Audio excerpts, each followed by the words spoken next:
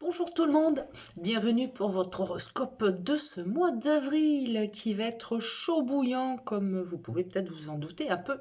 Nous avons un Saturne qui vient de rentrer en Poisson, en trigone à Mars, qui vient d'entrer en Cancer. C'est un excellent aspect pour les signes d'eau du début du signe, parce que tout ça c'est dans le premier décan, et qui vont pouvoir prendre leur vie en main et construire durablement.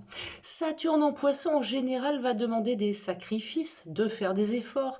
Il peut être signe de problèmes liés à l'eau, ça on doute aussi un petit peu. Il va pénaliser le début des Sagittaires, Gémeaux et Vierges. Mars en Cancer jusqu'au 21 mai va mettre sa puissance dans la famille, mais en général c'est aussi la foule, le public. Il va favoriser la solidarité, les rassemblements amicaux, familiaux et autres manifestations. Donc on n'a pas fini. Mars en Cancer est soupolé, c'est une cocotte minute, donc attention aux explosions de colère, surtout pour les béliers, balances et capricornes. On dit bien que Mars, qui est une planète de feu, en Cancer, qui est un signe d'eau, moi j'appelle ça un peu un pétard mouillé, mais un pétard mouillé peut être quand même assez dangereux.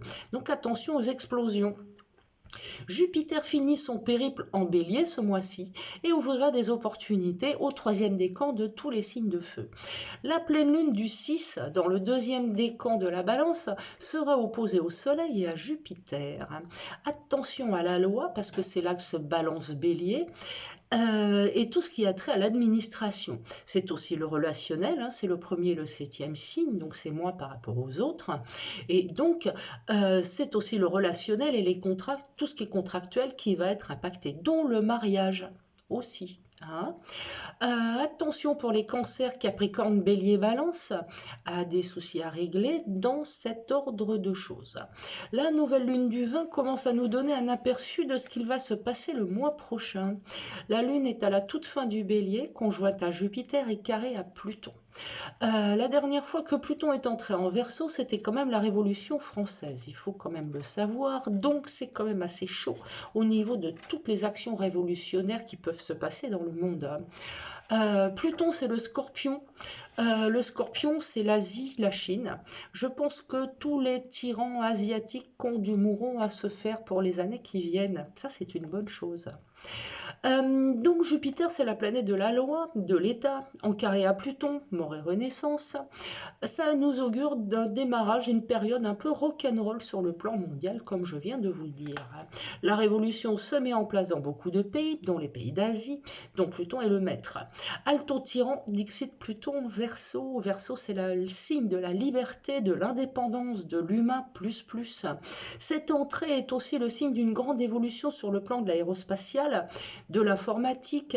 C'est les signes de grandes découvertes scientifiques qui font évoluer l'humanité. Le Verseau, c'est toutes les techniques modernes. Donc, à ce niveau-là, c'est déjà pas mal. C'est plutôt cool. C'est aussi une grosse prise de conscience qui concerne tout le monde, l'acceptation de nouvelles valeurs telles que l'écologie, la conscience des animaux.